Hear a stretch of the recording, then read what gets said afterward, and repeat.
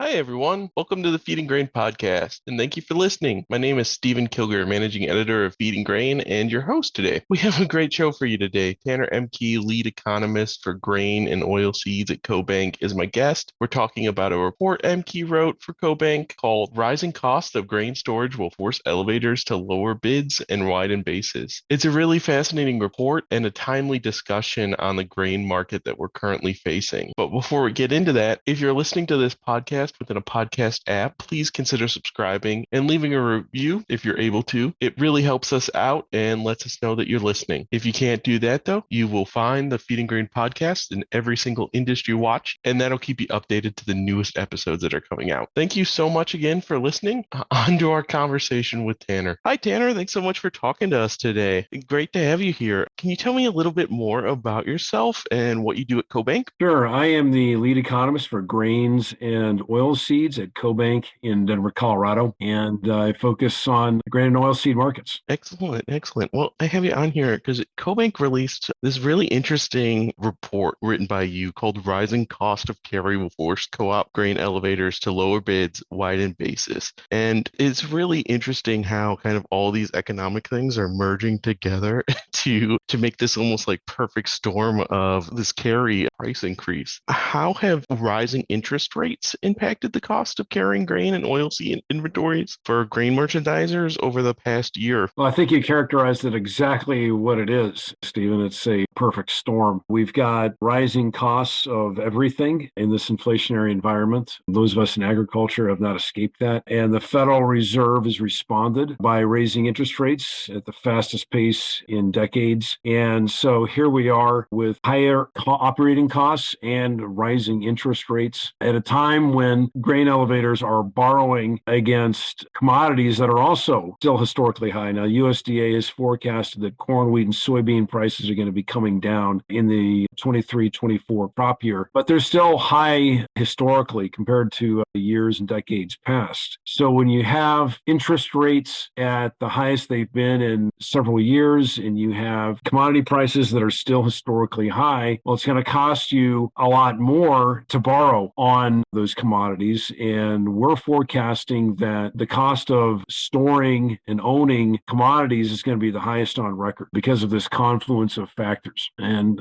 for interest rates in our paper, we estimate interest rates are going to be about 7.75% for most of your grain elevators out there. And we just used USDA's forecasts, corn, wheat, and soybeans, their average marketing year prices that they've recently posted. So you do the math and you have the estimated financial cost of carry for the forthcoming crop year at the highest on record. And based on the Federal Reserve's latest messaging, sounds like we may not be done yet. Fed just met here recently and they put their interest rate increases on pause for the time being, but they made very clear there may be more increases yet to come. And so that is going to add further upward pressure on the cost of ownership of anything. And so for corn, wheat, and soybean prices at where they're at, it's going to add further burden of ownership. Yeah, especially because, throughout most of my adult life now, we've been dealing with really low historical interest rates from the Fed. So this raise is something that high interest costs are something a lot of us have never really dealt with. That's exactly right. It's been the talk of the industry. There's a lot of grain traders out there, a lot of grain elevators that have not experienced this type of environment. And so it's going to be a learning curve for a lot of people. Yeah, definitely. But it's not just interest rates. Like you said, the cost of everything is rising, including operation costs, transportation, fuel, electricity, labor. If you can find labor at all,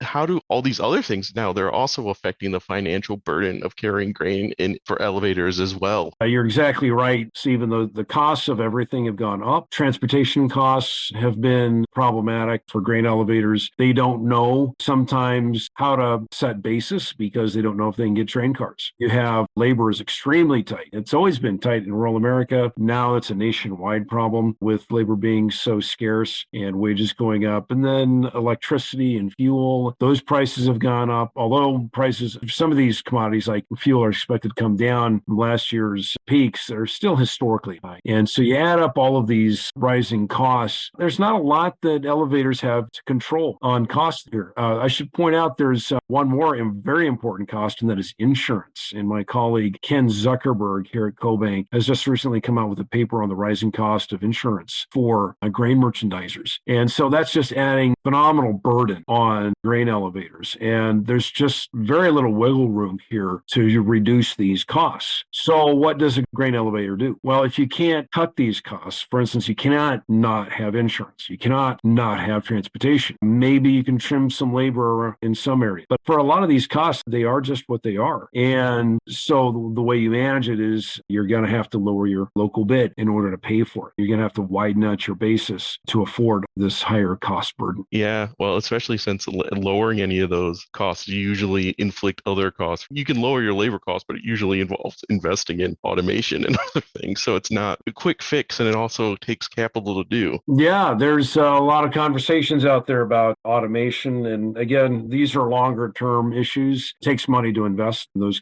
expenditures. But no, you're right. These are issues that are longer term, but they all kind of coalesce this year all at once in this inflationary environment with rising cost of everything, rising interest rates, plus high commodity prices, all just kind of hits everybody all at once. And it seems like everyone has different things that they want from this, right? Different motivations. So you have the grain elevators who obviously want to grain out as quick as possible. End users would prefer not buying until they absolutely need it, so their prices don't go up. And then there's producers in the mix too, right? Who want the best price for their crop and don't want to worry about the storage so much. Can you tell me kind of how all the stakeholders have different views of what they want and how this is kind of impacting their strategies and the strategies of grain elevators? Sure. Well, I think you characterized it there very well. Commodities now are kind of like a hot potato. You want to pass it on as fast as you can because you're trying to lower your storage costs, which can be so high in this environment. And so from the elevator standpoint, you want to get it out the door as fast as you can. From the farmer standpoint, yeah, you don't want to pay storage on it either. So you would be motivated to move it as fast as you can. And if you're the end user, you want to delay ownership for as long as possible because they want to keep their storage costs as low as possible as well. They don't want to have to be sitting on high-priced inventory and having to borrow against that. The more they have to borrow against it, thereby reduces how much they have in their working capital. So that can take away from other operations, other business operations when you got capital tied up in your inventory. So it's the hot potato. People are going to want to move it away as fast as possible or delay receiving it for as long as possible. So you've got some competing motivations here throughout the supply chain, and it's ultimately probably going to be the elevator that when they want to pass it on to the end user is going to say, no, I don't want it right now. You're going to have to sit on it. And so therefore, the elevator is going to be stuck holding for a longer period of time, longer than they would probably normally want to. And it's going to end up coming out of their pocket. And so what do? They're going to widen their basis. And unfortunately, that'll be the farmer then usually that ends up paying them. In your report, you talk a little bit about inverted markets for futures with them being so high right now. Can you explain to me a little bit what an inverted market is and how it's affecting all of this? It's been a stressful time for a lot of grain traders out there. So basically, the future price of grain in an inverted market is lower than today's spot price. That's not how the future markets are normally functioning. If you're going to store commodities, you want those future prices to be higher to at least cover your cost of operating, to at least cover your financial burden, which is mostly in the interest expense. But that's not happening right now. That's not been the case here for the last crop year at any rate. The market is trying to incentivize, because of the tight stock situation with old crop, trying to incentivize the market to deliver commodities to the market as fast as possible. We talked about the hot potato phenomenon, trying to move it as fast down the supply chain as possible. Well, the inverted market with lower prices in the future adds further pressure on the supply chain to do that. And so if you're holding grain for any amount of time, well, you're getting double penalized. Your costs are elevated for all the things that we just talked about. But then at the same time, you have this inversion, which is adding further penalty to anyone holding grain. So it adds more burden still to grain traders and elevators that are in the business of storing commodities. In your report specifically kind of focuses on co-op grain elevators because they're in a bit of a different situation. Private company can always just not take in grain and everything. But with a co-op, you have members. Your job is to take and store their grain. Exactly. It's not like you're going to call up your farmer members and say, we're not taking your grain this year. That's not how a co-op works. They're obligated to post a bid. Whereas if you're a private grain trader, maybe you don't have to if you don't want to.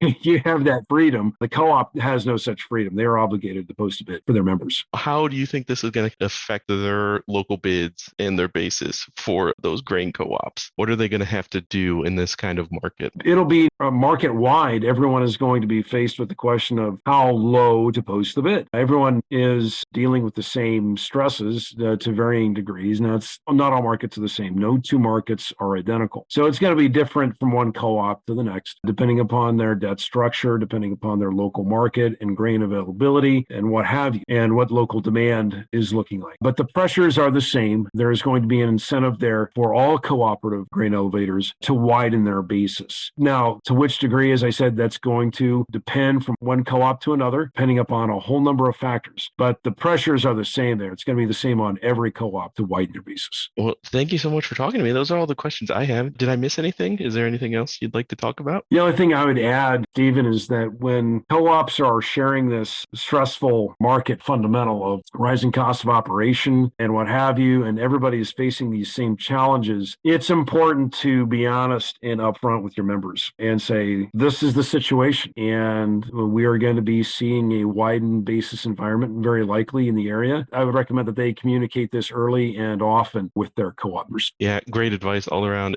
Best just to be open and honest with anyone you're taking in grain from.